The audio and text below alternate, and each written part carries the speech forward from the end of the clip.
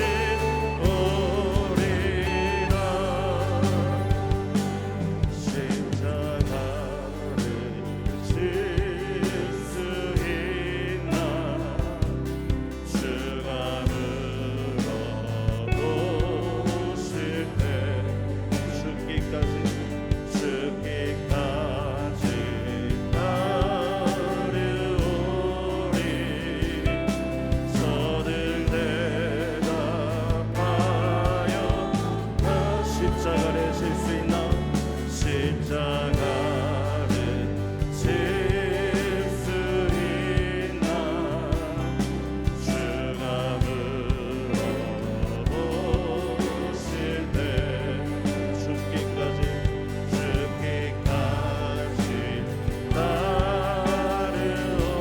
따르오리 저들 대답하였다 우리의 심령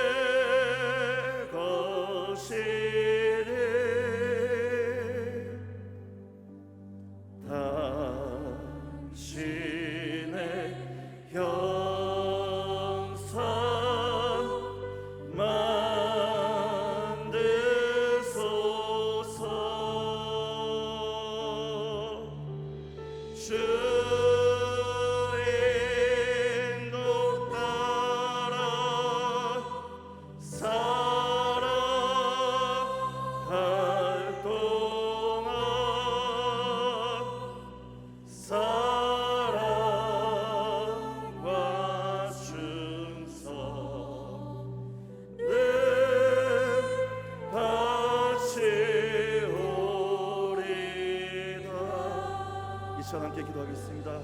주님, 제가 십자가를 다시 붙들기를 원합니다. 제가 그 십자가를 다시 붙들고 주님과 함께 나아가기를 원합니다.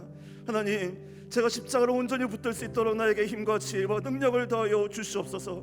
오늘 말씀 전하시는 유진서 담임 목사님, 성령의 충만함을 더하여 주시고 그 입에서 선포되는 말씀을 통하여 우리가 다시 한번 회복되고 살아나는 시간 되게 하여 주시옵소서라고 주여 은혜를 주시옵소서 부르시고 함께 기도하도록 하겠습니다.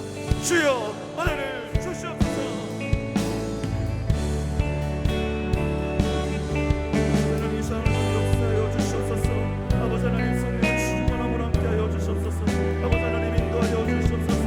다시 한번 십자가를 지고 나아가기에 부족함이 없도록 하나님 아버지 시간 가운데 능력으로 함께하여 주시옵소서.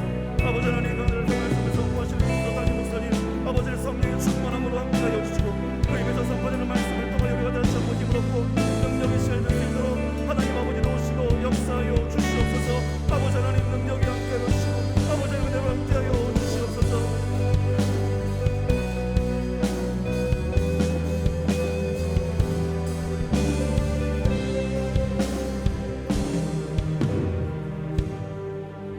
사랑하는 주님, 이 성금요일에 또 특별 새벽기도 5번째 날을 맞아서 주 앞에 나왔습니다. 우리 주님 십자가에 달려 고난받으시고 돌아가신 이 특별한 날에 저희가 주 앞에 이렇게 또 우리의 새벽 제단을 쌓습니다. 주님, 십자가의 그 사랑, 그 은혜 잊지 않고 살아가게 하여 주시옵소서. 십자가에서 우리를 위해서 베풀어 주신 그 놀라운 사랑 헛되지 않도록 아름답게 우리가 살아가게 하여 주시옵소서. 우리에게 전해주신 그 소중한 하나님 나라의 아름다운 것을 지키며 나누며 그리고 이루며 살아가게 하여 주시옵소서. 성령님 역사하옵소서. 성령님 역사하시사 그 주님의 그 십자가의 역사가 우리의 심령 속에 삶 속에 그대로 다시 한번 온전히 역사하게 하여 주시옵소서.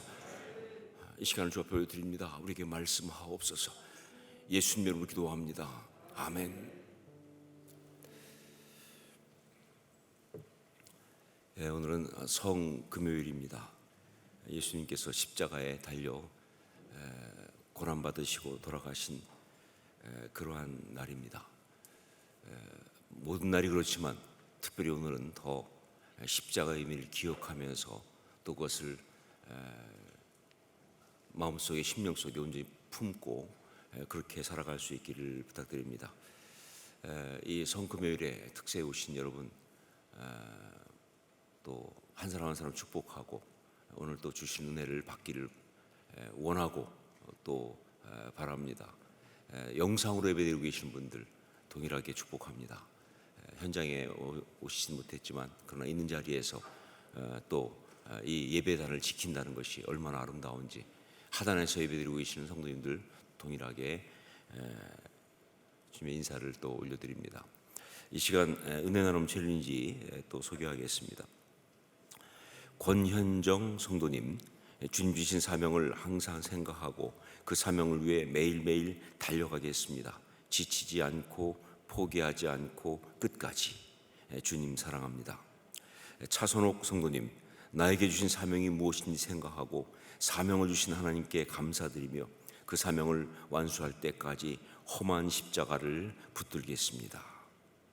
이경빈 성도님, 내게 주신 사명을 잘 감당하고 테텔레스타이 고백할 수 있길 소망합니다. 은정희 성도님, 이젠 비열하지 않겠습니다. 이젠 타협하지 않겠습니다. 제게 맡기신 그 사명의 자리에서 끝까지 이겨내고 승리하여 테텔레스타이라 외칠 수 있도록 살아내겠습니다. 할렐루야, 아멘. 느낌표를 2개 했습니다. 김경미 성도님, 어제도 계셨지만 어제 계신 분하고 다른 분입니다. 같은 분 아니고 세상과 타협하지 않고 도망가지 않고 다 이루었다고 말할 때까지 사명을 완수하는 신앙인이 되겠습니다. 최후 승리를 얻기까지 험한 십자가 붙들고 주님과 함께 하트를 2개를 날리셨습니다. 많은 분들이 함께하고 계시는데 끝까지 은혜 나눔 챌린지에 함께 하시기 바랍니다. 어떤 분들은 아이 뭐 5번째 날까지 안 되는 거 보니까 이제 그만해야겠다. 근데 주님이 6번째 날 주려고 준비하고 계실 수도 있어요. 너무 여러분 속단하지 마십시오. 테텔레스타이라고 할 때까지 하셔야 합니다. 말씀을 함께 나누겠습니다. 요한복음 19장 31절로 42절까지 말씀입니다.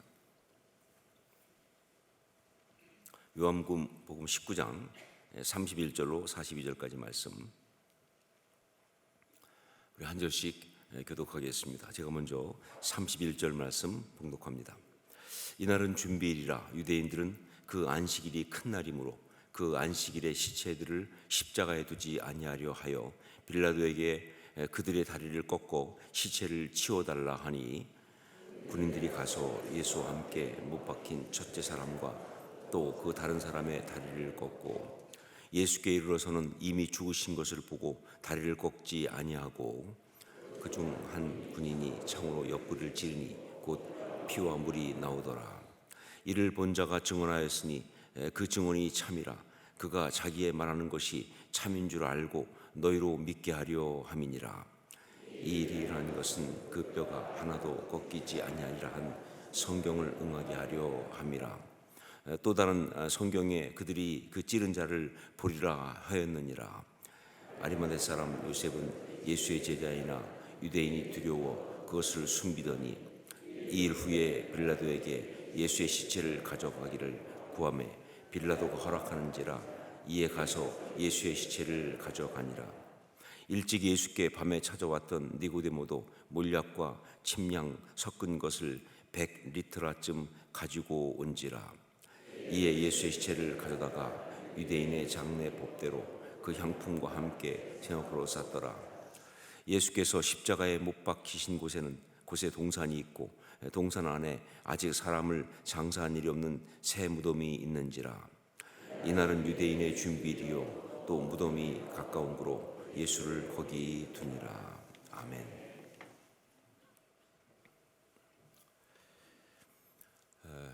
얼마 전에 제가 또 유튜브 영상을 이렇게 보다가 거기서 그 막 올라온 넬라 판타지아라고 하는 노래를 또 듣게 됐습니다.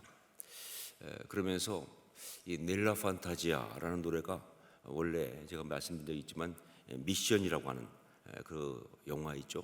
그 영화에 나온 그런 이 가브리엘의 오보에라고 하는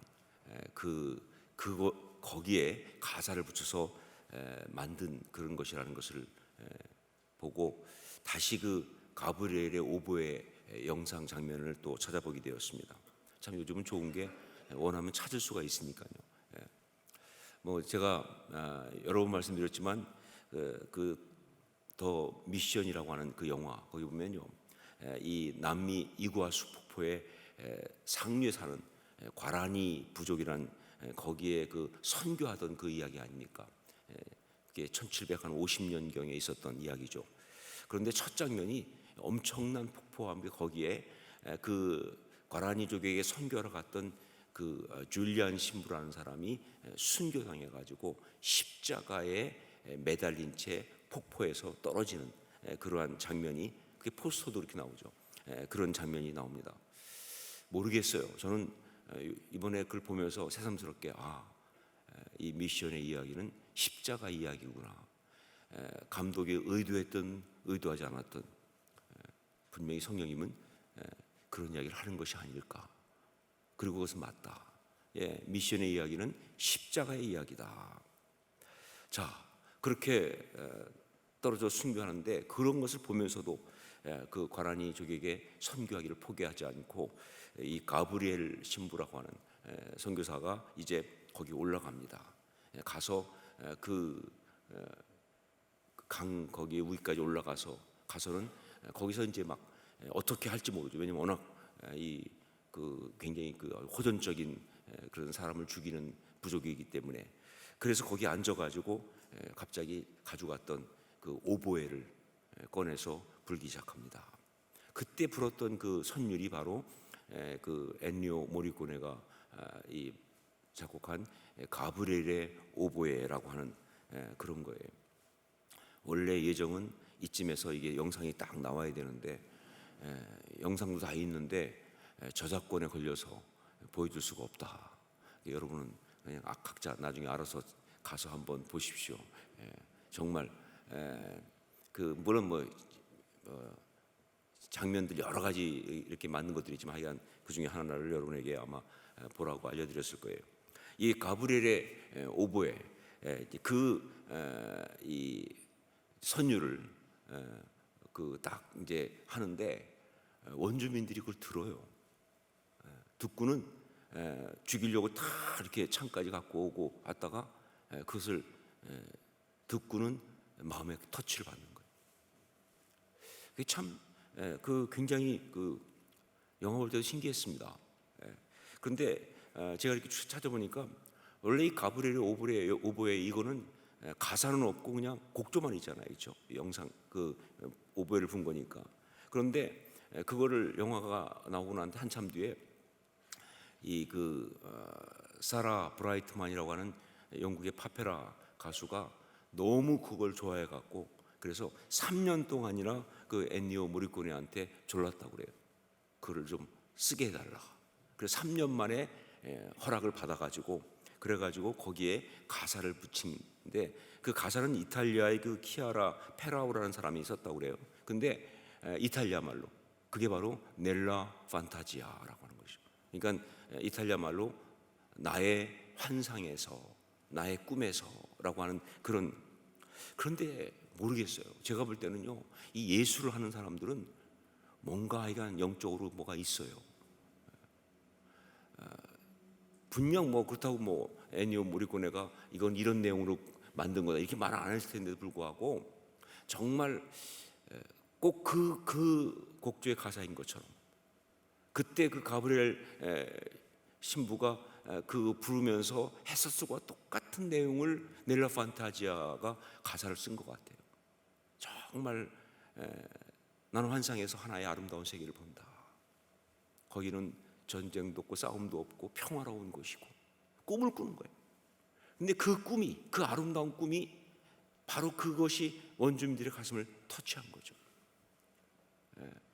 언어도 통하지 않고 상황은 달라도 그 소중한 그 귀한 것들은 바로 가슴으로 전달되면서 그들의 마음을 움직인다는 것을 보여주는 정말 제가 볼 때는 이 참 기가 막힌 또 하나의 어떤 놀라운 이야기가 아닌가 생각합니다.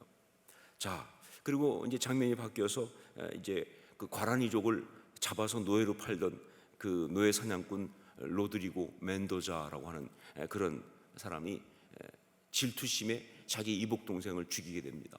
그리고는 감옥에 있는데 그때 거기에 이제 그 가브리엘 선교사가 와가지고 만나면서 거기에 터치를 받고 그리고는 이제 자기가 속죄하는 마음으로 과라니족에게 선교하려고 헌신합니다. 근데 그때 올라갔을 때도 과라니족은 멘도자를 알죠. 죽이려고 하는데 근데 이미 그들이 복음을 받아들였잖아요. 그래서 용서를 해요. 그리고 받아들여요. 그래가지고는 이제 거기서 이 과라니족을 섬기면서 이렇게 함께 교회도 짓고 사역을 하는데 그때 이제 정치적으로 그 지역이 포르투갈로 바뀌죠. 브라질은 원래 포르투갈이고 나머지는 스페인 쪽인데 이 포르투갈로 바뀝니다. 그러면서 이 포르투갈 군대가 그 지역을 이제 과라니족을 쫓아내는 거예요. 추방시키기 위해서 이제 군대가 들어옵니다. 자, 그때 이 멘도자는 무력으로 마주 싸우자.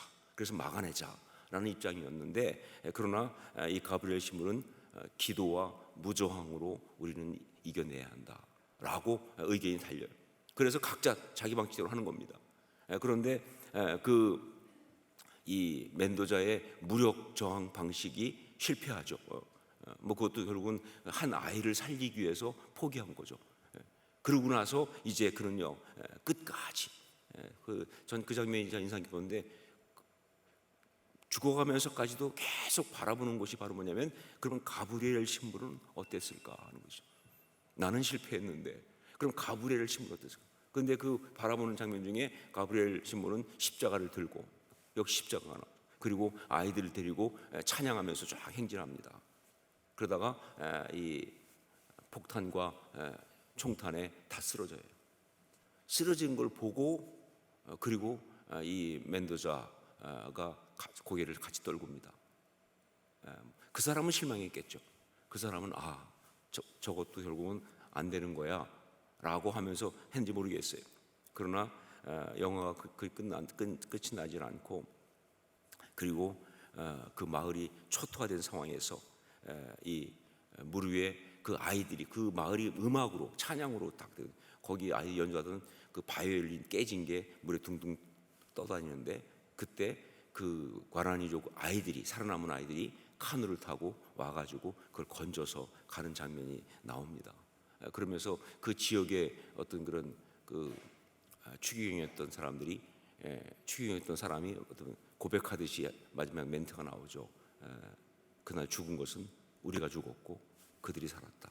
이렇게. 모르겠어요. 이게 영화고, 또 이 스토리가 실제 이 제수잇, 그러니까 예수의 신부들의 선교여행입니다. 예수의 신부들이 미션이라고 해서 그게 쭉 해가지고 남미부터 북미까지 쫙 연결되거든요. 그래서 그것에 가면 미션이라는 그런 그게 굉장히 많아요. 근데 그런 어떤 거기 때문에 사실 이름만, 이 영화가 또 이름만 미션이지 뭐 선교 영화라든가 뭐 어떤 그런 뭐 신앙 영화는 아니에요. 그러니까 뭐 거기 동의할 수 없는 그런 부분들이 참 많이 나옵니다. 하지만 그럼에도 불구하고 저는 거기에 정말 복음의 핵심, 특히 십자가 복음의 핵심이 잘 나타나고 있다라고 생각을 합니다. 그 중에 하나가 뭐냐? 그래서 제가 성경탐구에도 그걸 썼지만은 그게 바로 십자가의 영향력이라고 하는 거예요. 십자가의 영향력, 그 선한 영향력. 그리고 바로 이것이 오늘 이 말씀을 통해서 우리에게 준 십자가 신앙이란 무엇인가에 대한 5번째 대답입니다. 십자가 신앙이란 무엇인가 하는 것에 대한 5번째 대답이 바로 십자가의 영향력, 그 선한 영향력, 이것이다. 자, 여러분 어떻게 읽으시는지 모르겠지만 오늘 말씀을 쭉 읽다 보면요, 반전은 없었습니다. 예수님은요 결국 그렇게 십자가에 돌아가셨습니다. 그것도 너무나 어떻게 보면 무력하게 그렇게 돌아가셨습니다. 뭐 다른 복음서는 좀 어떤지 모르겠지만, 그러나 특히 요한복음 보면요 어떠한 기적도 어떠한 스토리도 없어요. 그냥 그렇게 돌아가셨습니다. 보통 십자가형을 당할 때, 그때 이 죄수가 거기 달려서 고통을 겪는데, 어떤 경우는 굉장히 오래 고통을 겪습니다. 그래서 이 반란자였던 스파르타쿠스 같은 경우는 15일 동안 달려 있었다고 그러죠. 그러니까 막 굉장히 고통을 겪어요. 그래서 너무 거기에 오래 매달려 있거나, 또 여기 나온 것처럼 유월절 전에 상황이 좀 급하거나 그러면요, 그 죄수를 갖다가 빨리 죽이기 위해서 어떻게 하느냐, 다리뼈를 꺾습니다. 그래서 이 그 퇴를 가지고 다리뼈를 꺾으면요, 십자가형 자체가 뭐예요? 손으로 당기고 다리로 밀고 하면서 숨을 쉬었다가 또 쳐주면 숨을 못 쉬었다가 또 막 당기고 숨 쉬고, 이걸 반복하고 있는데 다리뼈를 꺾으면 더 이상 밀 수가 없어요. 그러니까 처지면서, 그래서 질식해 죽는 거예요. 그래서 보통 십자가형의 마지막 죽음의 이유는 죽음의 여러 가지를 다 겪는다고 말씀드렸죠. 그런데 그 중에서 질식사가 많다. 숨을 쉴 수가 없어서. 그래서 다리뼈를 꺾는 거예요. 자, 그런데 예수님의 좌우편에 있는 강도들은 다 다리뼈를 꺾었어요. 근데 예수님께 가보니까 다리뼈를 꺾을 필요가 없었어요. 왜? 이미 죽으셨으니까. 저는 이것도 그래요. 정말 어떻게 보면 예수님은 십자가에 달린 그 셋 중에서도 가장 먼저 죽으신 것이다라고 말하는 거 아니냐 그 말이죠. 물론 이게 뭐 유월절 어린 양의 뼈를 꺾지 않는다는 그 말씀, 여러분 아시면 유월절 지킬 때 어린 양을 잡아서 먹고 그 피를 문설조 임방에 바르고, 그때 뭐 뼈를 꺾지 마라 그랬거든요. 그럼 왜 그랬는지 모르겠어요. 근데 그 예언 그대로 예수님께서 유월절 어린 양의 영적으로 유월절 어린 양이시기 때문에 우리를 위한 대속의 피를 흘리신 분이니까 그게 신기하게도 뼈를 꺾지 않는 곳에서 맞았다라고 말할지 모르겠지만, 그러나 정말 이것은요 결국은 그건 해석이고, 이건 결국은 성경에 나온 대로 정말 빨리 돌아가신 거예요. 너무 쉽게 돌아가신 거예요.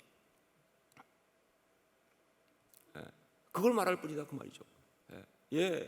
벌써 죽었나 라고 말할 정도로 너무 빨리 돌아가신 거예요. 자, 그 다음에 이어서 뭐가 나옵니까? 이제 확실하게 죽은 것을 확인하기 위해서 창으로 옆구리를 찌릅니다. 이거는 십자가형 있을 때 항상 하는 일종의 뭐예요? 확인 사살이에요. 확인이에요. 왜냐하면 살아있을 수도 있으니까. 그러니까 뭐예요?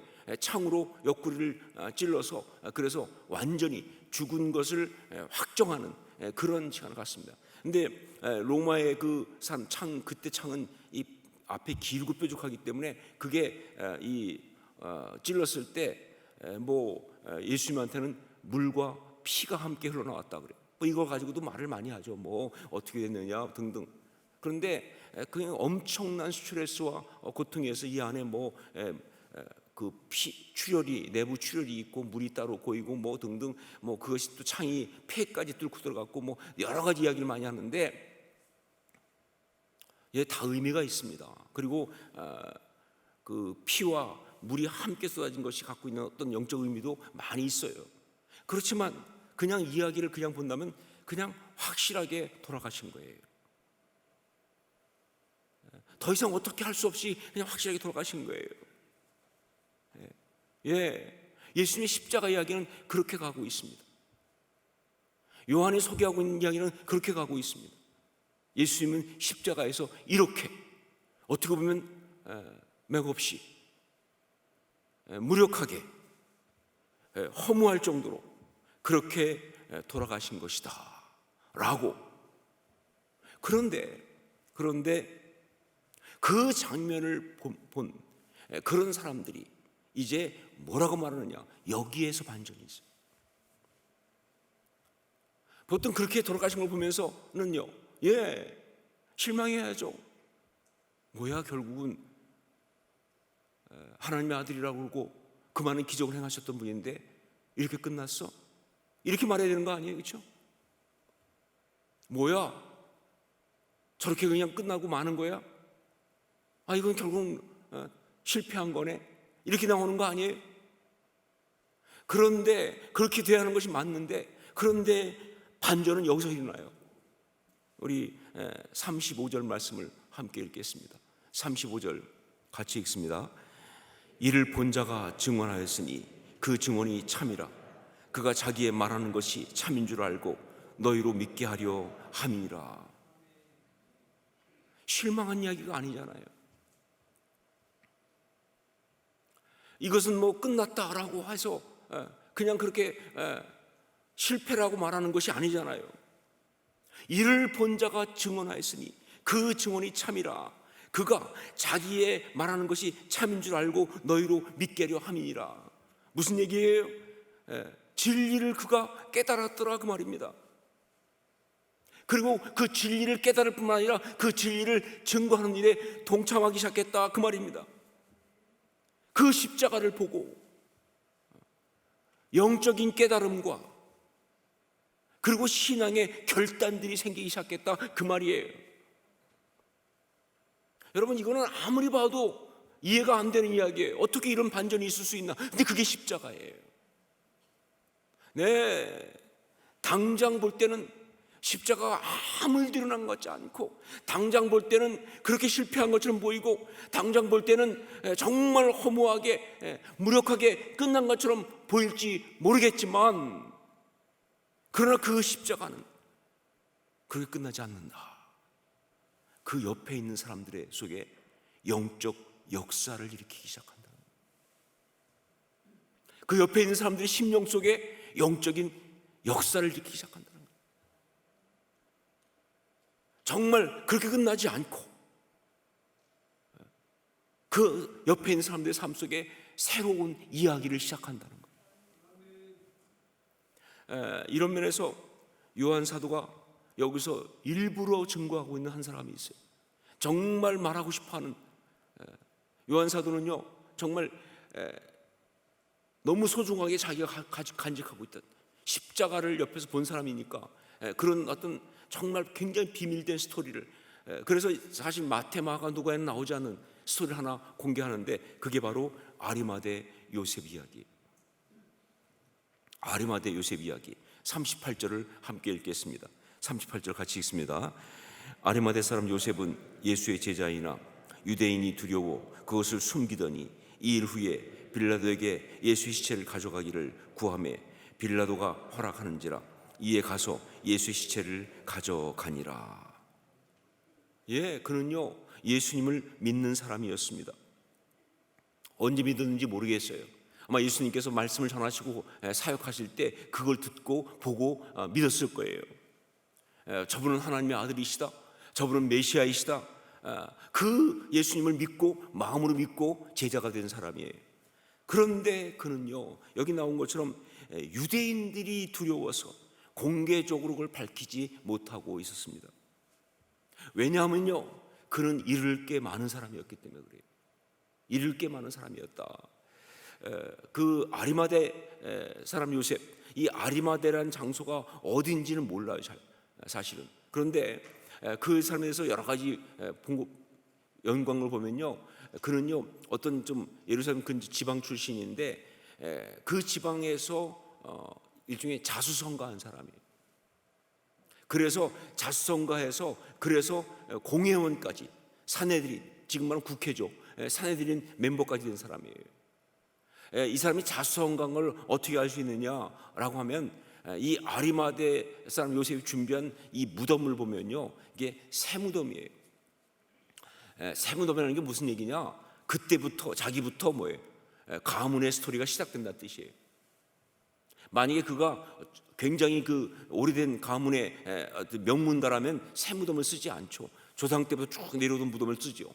근데 새무덤은 뭐냐, 자기로부터 새로운 가문이 시작되는 거예요. 그러니까 자수성가한 사람이에요. 그런데 자수성가했어요. 굉장히 그래서 정말 그래서 성공해가지고 많은 부와 그리고 뭐 권력을 얻고 있고 사회적 어떤 이 지위를 얻은 사람인데, 그런데 예수를 믿는다고 하면 이걸 다 잃어버릴 수 있거든요. 자칫하면 이것이 다 잃어버릴 수 있는 거예요. 그러니까 드러내놓고 내가 예수 믿는다고 말 못하고 있었던 거예요. 비겁한 신앙인이죠. 신앙인이지만 정말 비겁한 거죠. 두려움이 많아서 그랬던 것이죠. 그런데 그런 그가 지금 여기 뭐예요? 이제 나타납니다.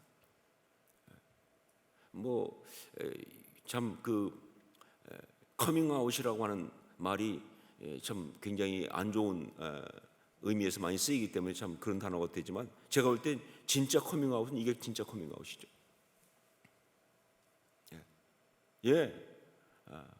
그가 공개적으로 자기가 예수님의 제자임을 밝히면서 예수님의 그 시신을 자기의 무덤에 모시겠다고, 자기가 스스로 자기의 어떤 가문을 이제부터 쫙 하려고 했던 그 거기에 예수님을 모시겠다고. 그분이 어떤 분이에요? 십자가에 달려 죽은 죄수인데, 오죽하면 유대인들이 유월절을 먹기 위해서 그걸 치워야 할 정도로 그런 어떤 그런 저주가 있는 그런 것이라고 하는 그런 분인데, 그분을 자기의 무덤에 모시겠다고 가족묘에 공개적으로 나타나서 내가 그분의 제자라고 하면서 시신을 달라고 한 이 신앙적 용기, 어떻게 나오게 됐을까요? 어떻게 이런 일이 있을 수 있습니까? 이게 십자가 역사예요. 십자가 예수님이 그렇게 돌아가셨는데 정말 무력하게 허무하게 그냥 죽은 것처럼 보이지만 그건 주변의 역사를 일으키면서 아리마대 요셉 같은 경우에는 그에게 있었던 영적 용기를 불러일으키기 시작한 거예요. 내가 잃을 거면 잃겠다, 버릴 거면 버리겠다, 죽으면 죽겠다 하면서 신앙적 용기를 가질 수 있게 만든 거예요. 십자가가 그 마음을 움직인 것입니다. 숨고 도망치는 그에게 거룩한 도전을 하면서 두려워하는 그의 마음속에 거룩한 용기를 불어넣어 준 거예요. 이게 십자가예요. 예수님이 그렇게 그에게 말씀하신 것도 아니에요. 예수님이 그냥 십자가에 죽으신 거예요. 근데 그 십자가의 역사가 이렇게 나타난다는 거죠. 자, 이어서 나오는 니고데모의 이야기도 마찬가지입니다. 우리 39절을 함께 읽겠습니다. 39절 같이 읽습니다. 일찍이 예수께 밤에 찾아왔던 니고데모도 몰약과 침향 섞은 것을 100리트라쯤 가지고 온지라. 예, 이 사람 아주 니고데모의 별명이 뭐예요? 밤에 찾아온 사람 아닙니까? 밤에 찾아온 사람. 밤에 찾아온 사람은 뭐라고 그래요? 밤손님이라고 그러는 거예요. 예. 진짜 이 사람도 똑같이 아리마대 요셉처럼 말이죠. 잃을 게 많은 사람. 이 사람도 공회원이거든요. 그런데 예수님에 대한 관심이 있어. 그런데 두려우니까 뭐예요? 몰래 밤에 예수님이 찾아온 거예요. 그게 요한복음 3장에 나오는 이야기예요. 밤에 찾아와서 예수님한테 영적인 질문을 하고 그날 정말 어마어마한 그 은혜를 많이 받습니다. 성령에 대한 이야기, 그다음에 십자가의 역사까지도 전부 다 은혜를 받아요. 사람이 거듭나야 한다는 것 정말 모르겠어요. 그날 이해를 못했다 할지 모르겠지만 제가 볼 때는 예수님한테 직접 그 말씀 들었는데 어떻게 은혜를 안 받겠어요. 그럼에도 불구하고 그 다음 보면 없어요, 이 사람이. 아니 요한복음 3장쯤 나왔으면 뭐 적어도 좀 그 다음에 몇 번씩 나와야 되는데 내내 없어요. 중간에 한 번 딱 그냥 공회에서 이야기하던 거 있을 뿐이에요. 무슨 얘기예요? 여전히 숨어 있다고 말입니다. 여전히 밤에 찾아왔던 것처럼 두려움 때문에 숨어있던 사람이에요. 그런 그가 말이죠, 예수님의 십자가의 죽으심 앞에 용기를 냅니다. 그리고 이렇게 드러내고 몰약과 침향 섞은 것 100리트라쯤, 뭐 수량이 중요한 것이 아니에요. 그분께 내가 그분의 시신을 이제 잘 이렇게 수습하기 위해서 내가 향품을 드린다는 건 뭐예요? 나는 예수의 제자라는. 사실 그때가 어떤 때입니까? 어떻게 보면 말이죠, 사람들은 이제 서로 다 예수를 버리려고 하는 상황이에요. 이미 죽었으니까, 끝났으니까, 메시아 아니잖아요. 실패한 것 같잖아요. 그러니까 다들 버리고 일종의 탈출 러시가 일어나는 상황인데 이들은 오히려 예수의 제자임을 고백하면서 드러내기 시작하는 그런 영적 용기를 내고 있다는 것이죠. 자, 요한 사도는 지금 이 이야기를 쭉 하면서 무슨 얘기하고 있습니까? 여기서 말하고 있는 십자가 신앙이란 무엇인가?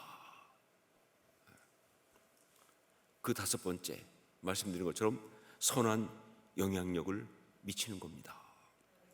선한 영향력을 미치는 것. 그래서 영적인 깨달음을 주고, 그리고 신앙에 도전을 하고, 그래서 그로 하여금 영적인 결단을 하게 하는 것. 이게 바로 십자가 신앙이다 하는 겁니다. 십자가 신앙은 그런 것이다. 선한 영향력을 주는 것이다. 그래서 그로 하여금 영적인 깨달음을 갖게 하고 신앙의 도전을 그에게 하고, 그러면서 영적인 결단을 하게 하는 것이 바로 십자가 신앙이다. 여러분, 그렇습니다. 우리가 참 십자가 신앙 가운데 있으면 우리의 신앙은요, 우리가 드러내든 아니든 의도하든 아니든 우리 주변에 있는 사람한테 거룩한 영적 영향력을 미칩니다. 그런데 여러분 아세요? 그 주변에 있는 사람이 어떤 사람이냐? 우리 삶에서 가장 소중한 사람들이에요. 가족. 여러분, 가족한테는요, 특히 자녀들한테는요, 잔소리해서 신앙을 전하는 게 아니에요. 교회 안 간다고 야단치고, 심할 경우 성경채로 막 때려주고, 그런다고 신앙 갖는 게 아니에요. 부모의 신앙이 한 번도 그렇게 전달된 적이 없습니다. 그렇게 전달된 신앙이 제대로 된 적이 한 번도 없어요. 모태신앙? 그래서 모태신앙은 굉장히 갈등스러운 신앙 아닙니까, 사실은요. 여러분, 오직 하나, 그 부모의 그의 십자가 신앙으로만 전달됩니다. 예, 십자가 신앙으로만 그게 전달되는 거예요. 십자가 신앙이 뭐예요? 결국은 뭐예요? 그 모든 순간에 우리 예수님은요, 어떤 다른 생각하지 않고 오직 하나님의 뜻에 순종하기 위해서, 하나님의 일을 이루기 위해서, 어려움과 힘든 가운데 있지만, 고난당하고 있지만 그것을 그대로 다 직면하면서 마주하면서 그렇게 순종하고 나갔던 거 아니에요. 정말 하나님의 뜻이니까, 뜻을 이루기 위해서. 예, 남들이 볼 때는 무력해 보일지 모르겠어요. 남들이 볼 때는 정말 그건 비효율적이다, 이건 정말 이건 실패다 할지 모르겠지만, 그러나 그게 진짜 십자가 신앙. 하나님만 바라보고 주님의 뜻만 바라보고 주의 뜻만, 역사만 바라보고 주님만을 위해서 그렇게 자신을 다 내어드리는 어떤 순종의 그런 십자가 신앙이라고 한다면요, 그건 말하지 않아도 그대로 자녀들한테 전달됩니다. 그건 결국 주변에 있는 사람들한테 전달됩니다. 가족들한테 전달됩니다. 그것은 바로 내 주변에 있는 정말 너무 귀한 사람들 삶 속에 영적인 깨달음을 주고, 신앙적인 도전을 주고, 그리고 영적인 결단을 하게 하는 역사가 된다는 것이죠. 예, 다시 말하지만 예수님은 십자가에서 아무런 역사도 행하지 않으셨습니다. 물론 다른 복음서에 보면 중간에 해가 어두워지고 깜깜해지고, 또 돌아가실 때는 지진이 났고 그렇고 엄청난 성전 휘장이 찢어지고 등등 그런 얘기가 나오지만, 그래서 그걸 보고 로마의 백부장조차도 진실로 하나님의 아들이었다라고 고백하는 것이 나오기도 하지만, 이건 엄밀하게 말하면 하나님이 행하신 것이지 예수님이 행하신 건 아니에요. 예수님은 그냥 죽으셨어요. 7마디 정말 처절하게 말씀하시고 그냥 죽으셨어요. 그러니까 예수님은요, 하나님의 뜻을 이루기 위해서 죽으신 거예요. 왜? 어떻게 이렇게 죽으셨느냐? 그게 하나님 뜻이니까. 예, 여러분, 십자가를 지게 하시는 하나님 뜻은요, 죽으란 뜻이잖아요. 그러니까 그 하나님 뜻에 순종해서 그냥 죽으신 거예요. 자, 그런데 이렇게 그 십자가의 이야기가 다른 신명들 가운데 역사를 일으킵니다. 이게 십자가니까. 예, 정말 그렇습니다. 우리에게 주어진 십자가를 오직 주님만 바라보면서 순종으로 감당하며, 우리한테 정말 드러나는 것이 없다 할지라도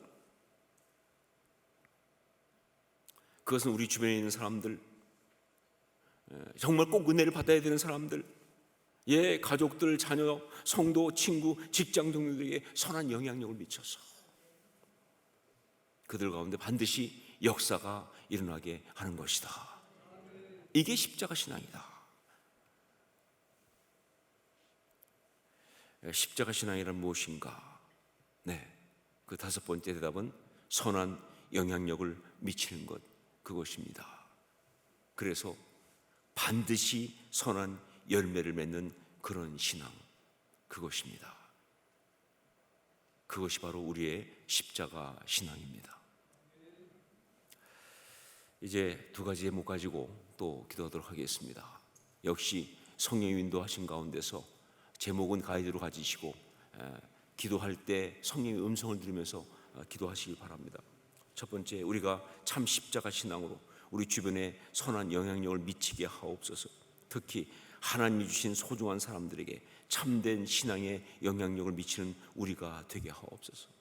예, 우리의 신앙이 참 십자가 신앙이어야 합니다. 그래야 우리 주변의 사람에게 선한 영향력을 미칩니다. 정말 소중한 사람들에게 참된 신앙의 영향력을 미치는 그러한 우리가 되게 하옵소서.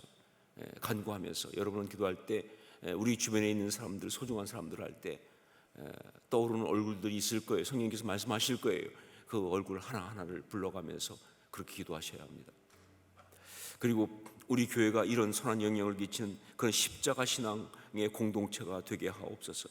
세상적인 방법, 인간적 수단이 아니라 바로 십자가 신앙으로 서로 선한 영향력을 주고받으면서 우리 주변 믿지 않는 모든 사람에게 그렇게 거룩한 영향력을 미치는 그런 교회가 되게 하옵소서. 다른 식으로 전도하는 교회 말고, 무슨 센세이션 가지고 하는 거 말고, 무슨 이벤트 갖고 하는 거 말고, 우리 성도들의 십자가의 신앙으로 거룩한 영향이 나타나는 그런 교회가 되게 하여 주옵소서. 이게 진짜 교회죠. 우리 안에도 마찬가지입니다. 성도들이 다른 것이 아니라 서로가 서로에게 십자가 신앙으로 거룩한 영향력을 주고받는, 그래서 세워주는 그런 공동체가 되게 하옵소서. 이 시간 우리 주여 역사하옵소서. 우리 외치면서, 세 번 외치면서 함께 통성으로 같이 기도하겠습니다. 주여 역사하옵소서. 주여 역사하옵소서. 주여 역사하옵소서. 아버지, 기도합니다. 하나님 아버지, 정말 우리가 오늘 십자가 신앙이란 무엇인가, 그 다섯 번째로 선한 영향력을 미치는 것이라는 것을 하였습니다. 정말 그 선한 영향력으로 주변의 사람들이 정말 선한 열매를 맺게 하는 것이 바로 십자가 신앙으로 배웠습니다. 아버지 하나님, 우리가 정말 참 십자가 신앙으로 우리 주변에 있는 사람들에게 선한 영향을 미치게 하여 주옵소서. 내 신앙이 아버지 앞에서 나의 주변의 사람, 아버지 앞에서 정말 무엇보다 하나님 아버지, 우리 성도들에게 그냥 메시지 말의 재주가 아니라, 어떤 웅변술이 아니라 정말 저의 십자가 신앙으로 진정한 메시지가 나갈 수 있도록 주여 주시옵소서. 말 재주가 아니라 정말 간증이 되기 원합니다. 그 위해서 날마다 모든 것 속에서 그렇게 되기 원합니다. 내 삶이 없는 것을 알지만 이 모든 것을 십자가 신앙으로 그러면서 그것이 영향을 주고받는 게 아니라 아버지 하나님, 정말 아버지 그런 것이 나옵니다. 하나님 아버지, 그런 십자가 신앙으로 하여 주옵소서. 거룩한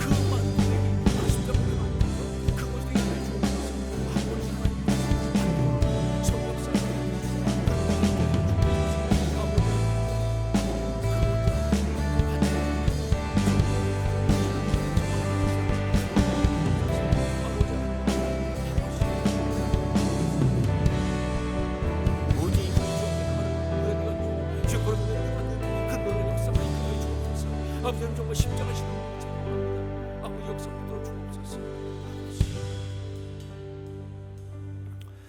이 시간 기도할 때 여러분, 제가 여러분을 위해서 기도하기 원하니까 여러분 가능하시면 손을 가슴에 얹고 그리고 기도를 받으실 수 있기를 부탁드립니다. 기도하겠습니다. 사랑하는 주님, 정말 이 시간 특별히 이 성금요일에 주 앞에 나와서 이 제단을 쌓으며 기도하고 있는 주의 사랑하는 자녀들 한 사람 한 사람을 위해서 기도합니다.